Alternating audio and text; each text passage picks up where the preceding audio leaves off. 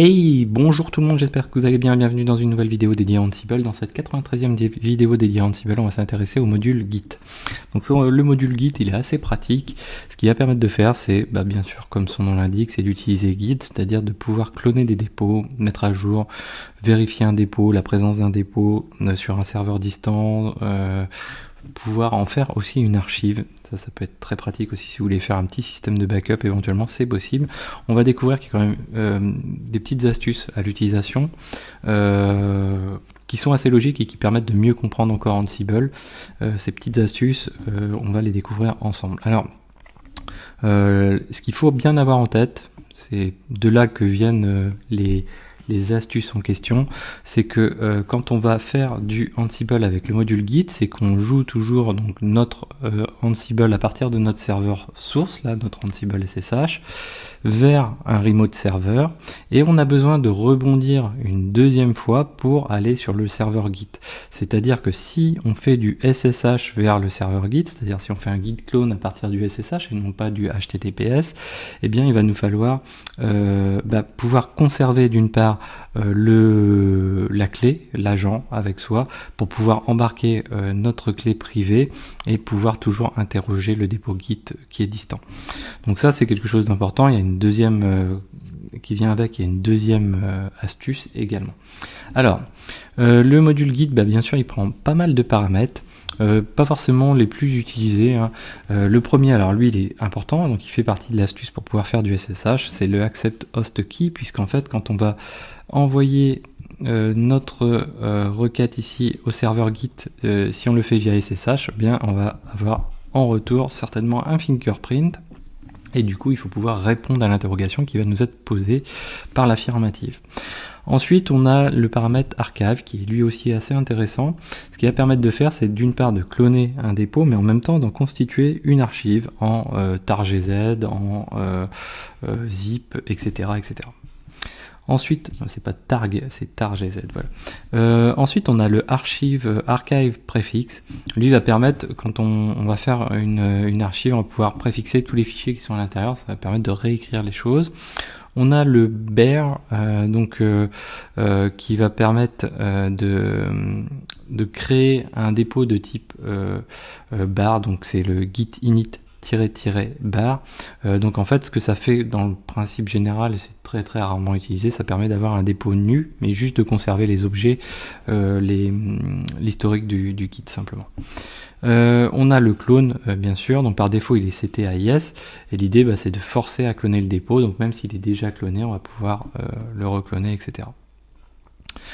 Le depth, lui, il permet de réduire la taille de l'historique qu'on va collecter. Donc on peut réduire et avoir un historique d'un seul niveau, par exemple. Donc ça va permettre d'avoir moins de détails sur l'historique, etc. Par exemple, quand on installe un applicatif, etc., on n'a pas forcément besoin d'avoir tous les détails. Le dest, bien sûr, c'est le répertoire de destination.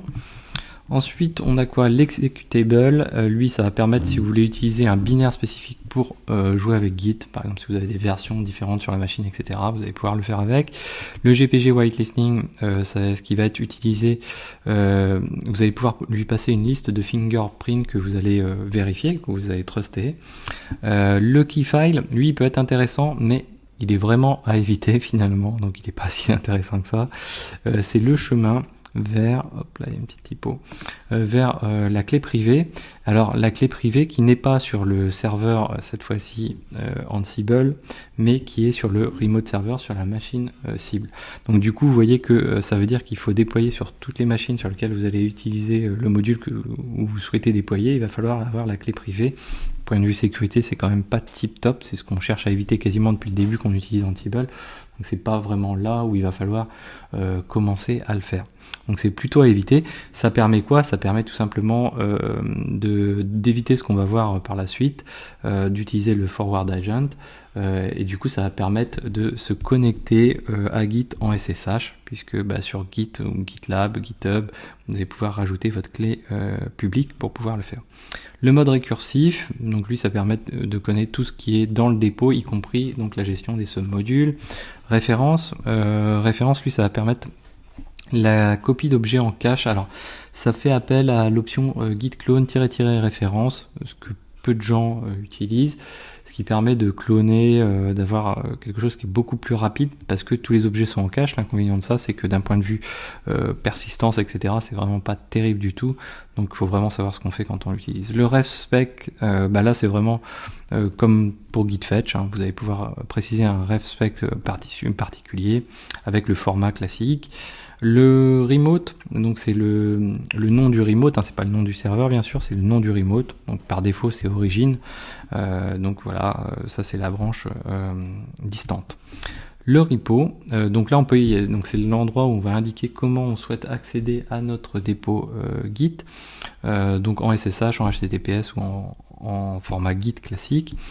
Le separate git-dir, lui, ça va permettre de séparer et d'isoler dans un répertoire le point git. Alors attention, ça ne supprime pas de mémoire le point git du dépôt qui va être cloné. C'est-à-dire qu'on va pas avoir d'un côté le point git, donc le répertoire point git quelque part, et de l'autre côté tous les fichiers, etc. Non, on va avoir d'un côté le répertoire avec tous les fichiers plus le point git, le répertoire point git. Et à côté on aura une duplication en fait du point git de mémoire.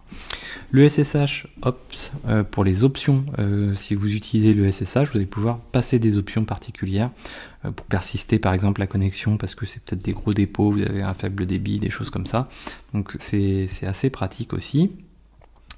Alors là attention, c'est le SSH. Vous allez voir que tout à l'heure on va faire du forward agent. C'est le SSH entre le remote server et le dépôt Git. Mais c'est pas le SSH entre le Ansible server et le dépôt Git. Et le remote server. Donc du coup, le forward agent, on ne peut pas le placer ici, puisque c'est dans le premier temps qu'il faut conserver notre clé, embarquer notre agent avec notre clé privée. Le track submodule, donc là ça va permettre c'est la gestion des submodules, comment vous souhaitez le faire si vous avez des submodules. Soit il est à yes et dans ce cas là on fait une mise à jour sur le dernier commit de la branche master, soit il est à no et celui qui est donc le fetch qui est réalisé, il est fait à partir des informations qui sont dans le dépôt principal. Le umask que vous pouvez définir, ça va permettre avant de cloner d'utiliser l'umask que vous allez définir. Update, donc là par défaut il est à yes, il vérifie si le dépôt est à jour et s'il est à no, il vérifie juste la présence du répertoire et c'est tout quoi. La version, donc la version c'est soit le head, donc voilà si vous voulez remonter dans la branche plus ou moins ou pas, ou la branche tout simplement. Donc là on va faire un exemple, ça va être le déploiement d'un mini applicatif Python qui est une petite API en Python. Cet élément là c'est juste ce dépôt-ci. Vous n'avez pas besoin de l'avoir le dépôt particulièrement parce que finalement je vous fournis tout avec les slides. En gros on a quoi? On a juste ça, une sample API Python qui fait quelques éléments. Je lui ai juste rajouté, voilà, sur la branche master qu'on a là, on a deux branches, une master, une dev. Sur la branche master, sur la route principale, quand on l'interroge, il nous dit master quelque chose. Sur la branche de dev, il nous dit dev quelque chose. C'est juste pour l'exemple, la démo. Donc nous on va faire une petite démo, on va utiliser le SSH, le HTTPS, vous allez voir que ça va être assez simple. D'abord ce qu'on va faire c'est qu'on va mettre en forme les choses pour pouvoir faire cette démo. On va faire en tout dernier la démo sur la partie Git, la task Git, mais on va d'abord mettre en place tout ce qu'il y a autour. Donc ça va être très rapide. Donc on va utiliser notre script de la vidéo, je crois que c'est 14, deploy.sh, et on va travailler sur est-ce que j'ai droppé? Je ne sais plus. On va d'abord recliner, voilà, et on va créer des pseudo VM à partir de containers Docker. Je vous invite à aller voir la vidéo 14 si vous le souhaitez. Donc là, on a 3 containers, et pour faciliter la vie, j'ai l'option -- Ansible qui va nous créer donc un répertoire avec un répertoire Ansible dir avec dedans un inventaire, un groupe var, un host var.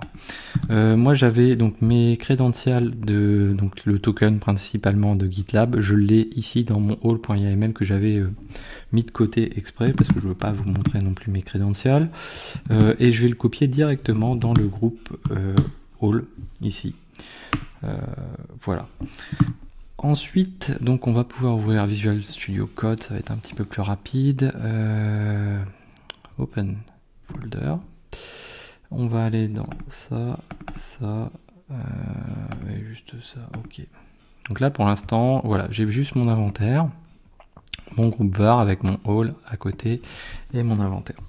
Donc maintenant on va créer notre fichier playbook.yml. Donc première chose, le playbook, moi je le fais d'une seule traite, c'est-à-dire je ne fais pas de rôle. Comme je vous l'ai dit, il faut toujours faire des rôles. Ce que je fais là, c'est vraiment absolument pas bien d'un point de vue organisation de code. Il faudrait faire des rôles avec et surtout ne pas avoir de task dans le playbook. C'est vraiment l'objectif toujours numéro 1 en Ansible. Mais moi je vais pas le faire, c'est pour une question de temps, parce que le temps de créer le rôle, etc. Ça va relativement vite, mais quand même. Alors, première chose, ce qu'on va faire, c'est que on va faire notre petite en-tête en gros de playbook avec donc le nom du playbook. On va zoomer un petit peu, hop là, peut-être un peu gros, voilà. Le nom du playbook. Ensuite, on indique qu'on veut jouer sur tous les serveurs. Donc, on a 3 serveurs qui sont renseignés automatiquement, le .2, .3, .4. On veut un become yes. Attention, il est très important celui-ci. Le become yes, il s'applique à l'intégralité du playbook. Vous allez voir l'incidence tout à l'heure. Ensuite, on va faire quoi? Nous, c'est une application qui tourne en Python, qui utilise le Flask, qui utilise les requêtes donc pour le traitement des requêtes HTTP. On va faire un update cache à yes. On va se dire le cache apt, il va être valable pendant 1 heure, et tant qu'il n'est pas rejoué, on le conserve, et on veut que les paquets bien sûr soient présents, première chose. Donc là, assez simple. Bien noter quand même le become yes. Ensuite, deuxième partie. Hop. Donc nous, ce qu'on veut faire, c'est, on va avoir donc, hop, on va le mettre en commentaire ici, on va voir notre injection dépôt git, ok. Ça c'est ce qu'on va faire en dernier. Une fois qu'on a notre dépôt git, ce qu'on va faire, c'est qu'on va le mettre notre dépôt dans /tmp myapp.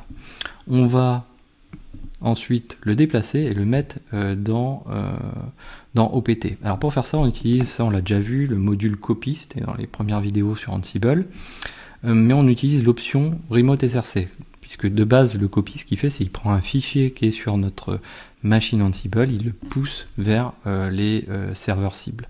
Si on utilise le remote src, il fait l'équivalent d'un MV, c'est-à-dire qu'il prend ce qu'il y a dans /tmp, d'un CP, il prend ce qu'il y a dans /tmp sur la machine distante et il le met sur la machine distante dans /opt.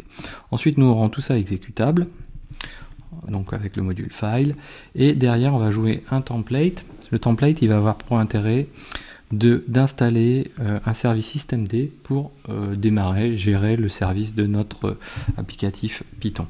On va le faire vraiment très restrictif, très simplifié, ce service au strict minimum. On ne va pas chercher à faire quelque chose de compliqué. Ensuite, dans tous les cas, ce qu'on veut, c'est à la fin, hop, on veut que notre applicatif soit démarré. Donc pour ça, on utilise le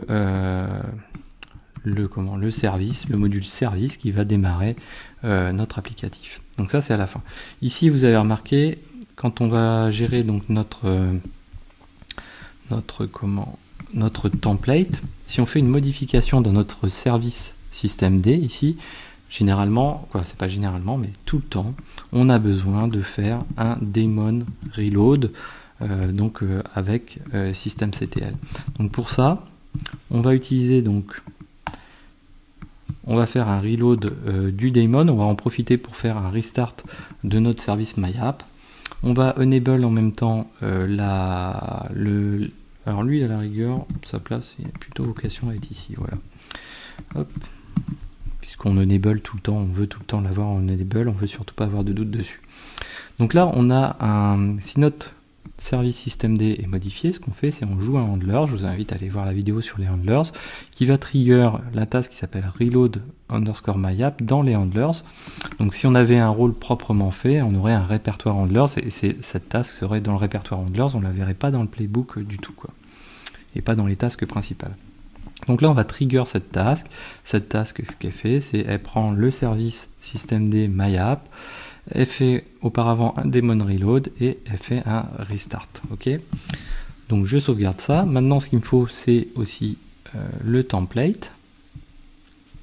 Voilà, donc là on a le template du service systemd. Vous voyez que c'est une ligne, quoi, c'est vraiment pas grand chose.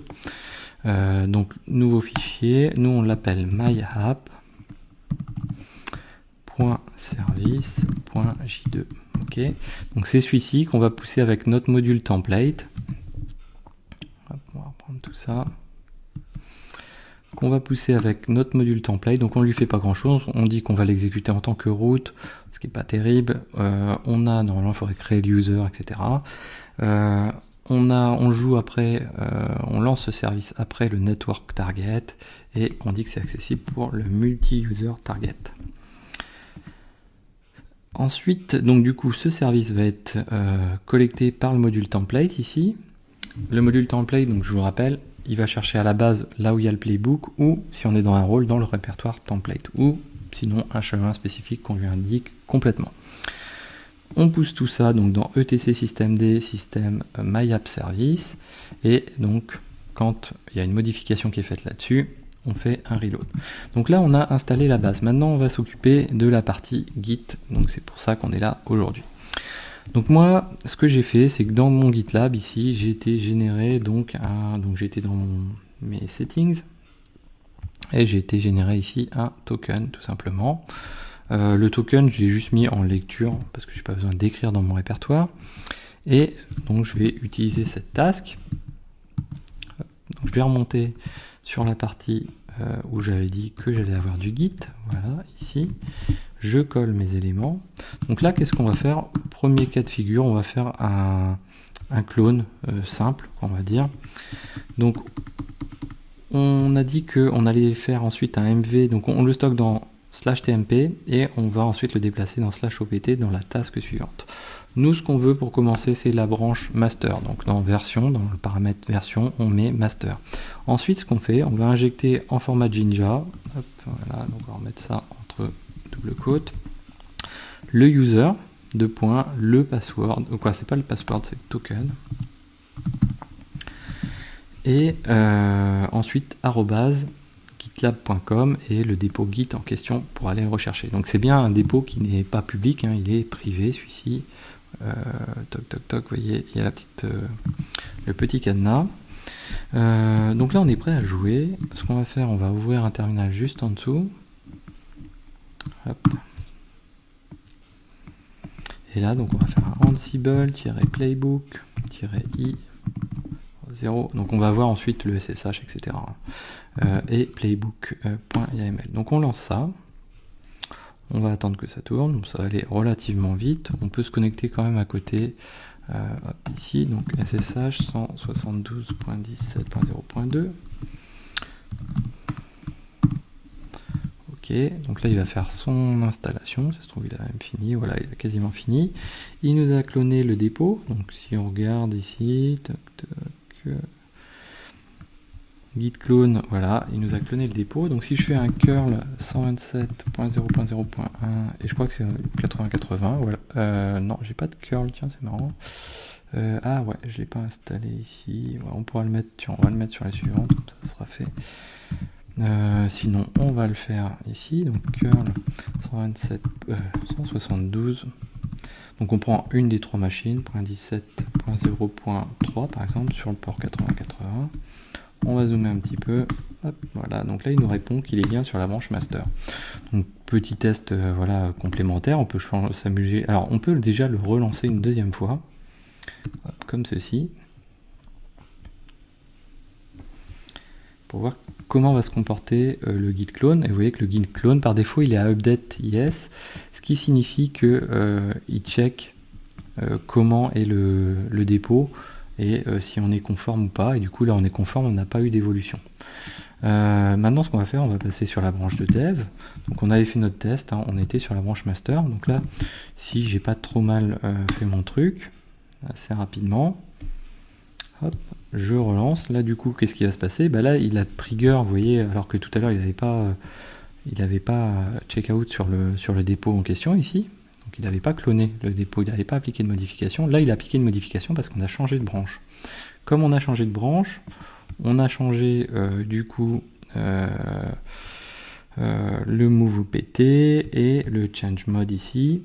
Et à la fin, donc nous, comme on a mis un reload aussi, hop, le notify, on l'a mis à 2 endroits. Vous voyez que ça, je vais passer un peu vite, mais le notify, on l'avait mis sur le template du service systemd, mais on l'a mis également, bien sûr, sur le dépôt Git. Donc, quand cette task-là est à change, comme ça a été le cas là, puisqu'on a occasionné une modification avec le changement de branche, et bien dans ce cas-là,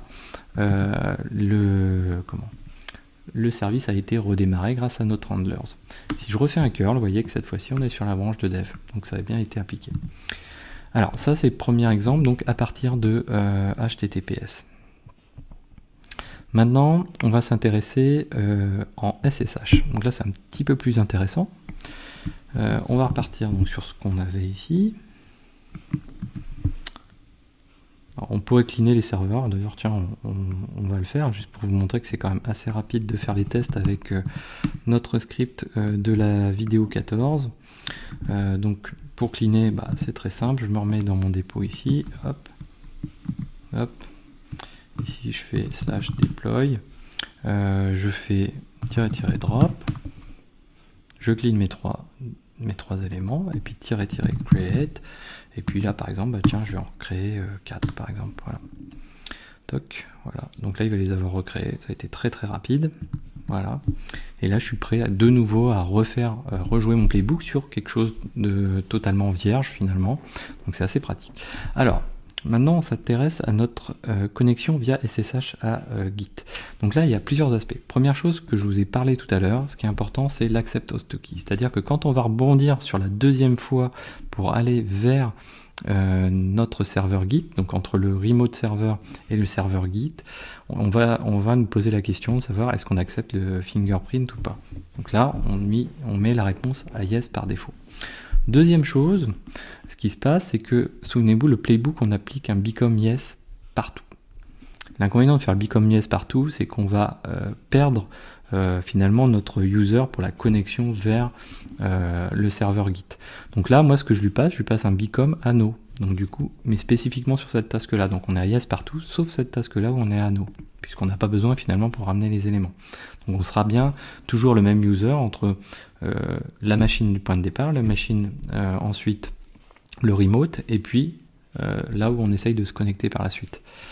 Et donc du coup, bah, on va pouvoir transporter notre clé SSH, sauf que pour la transporter, ce qu'on a besoin, c'est d'options particulières de SSH, mais pas les options particulières, je vous disais tout à l'heure, du remote server vers le dépôt Git, mais du Ansible server vers le remote server, donc le premier saut pour dire je veux avoir un forward agent. Donc pour pouvoir le faire, ça, eh ben, on va rajouter un ansible.cfg à la racine, là où on a notre playbook, finalement.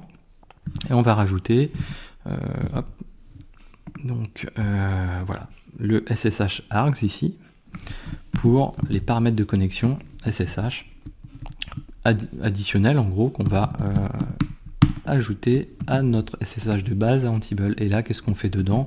Alors, ceux-là, ils sont pas du tout indispensables, ça va permettre de persister la connexion, etc. Ça peut être intéressant si vous avez des plus gros volumes, des choses comme ça. Et puis, surtout, c'est le forward agent qui va permettre de conserver la clé SSH quand on va rebondir au deuxième, quand on va vouloir faire le deuxième rebond, on aura toujours notre agent SSH avec la clé privée. Donc là, si je fais ça, hop, on va rejouer tout ça. J'ai bien tout sauvegardé, ouais, a priori. Donc on va rejouer tout ça. Donc là, il fait son install de Python, etc. On va pouvoir se reconnecter hop, ici. Donc là, j'ai dû installer curl maintenant, voilà. Donc si je fais un curl sur 127.0.0.1 sur le port 8080 par exemple, donc là, il a joué tout ce qu'il fallait. Si je fais un curl, là, je suis toujours sur la branche master. Alors, j'avais le copier-coller tout à l'heure, on était passé sur la branche master. Je fais toujours un update, etc. Donc ça, c'est un premier cas de figure. Ensuite, admettons qu'on souhaite faire une archive de notre dépôt à côté sur le remote server. puis éventuellement on pourrait faire un fetch derrière pour pouvoir donc utiliser le module fetch pour ramener ça sur notre serveur Ansible, c'est tout à fait possible. Donc là on peut faire un archive et lui dire bah écoute, dans /tmp tu vas me conserver maya.tar.gz. À vous de choisir le format. Généralement on est plutôt vers les tar.gz. Ça peut permettre de garder une version locale en cas de besoin de rollback, etc. Donc ça peut permettre de conserver une version, de savoir toujours la version qu'on a, etc. Ça peut être assez sympa. Donc là, si je check ls/tmp, je me retrouve avec un tar.gz, vous voyez ici, qui est bien présent. Qu'est-ce qui est encore possible? On peut isoler, donc comme je vous disais, avec le separate git dir, on peut aussi séparer le point git comme ceci. Donc si je relance, on peut séparer le point git, l'isoler. Donc on l'a isolé où? Dans git dir, donc ok, donc là dans /tmp, j'ai bien un git dir qui contient donc le contenu de mon point git de base de mon dépôt git. Si je check mon myapp, voilà, hop, si je fais un tiret là, comme je vous disais tout à l'heure, vous voyez que le point git il est toujours présent ici à la racine. Hop. Ah, on a le point git. Ah, ok, c'est cool. On a le point git, mais il pointe vers ce qui a été déplacé à côté, quoi. Donc voilà, on a fait le tour pour aujourd'hui. J'espère que cette vidéo vous a plu. N'hésitez pas à la partager. Ce qui est intéressant, c'est surtout l'aspect SSH, la gestion du SSH qui est qui est importante à avoir en tête. Voilà, donc j'espère que cette vidéo vous a plu. N'hésitez pas à mettre des pouces bleus, à commenter, à vous abonner. Et moi, je vous dis à très bientôt sur Xavki.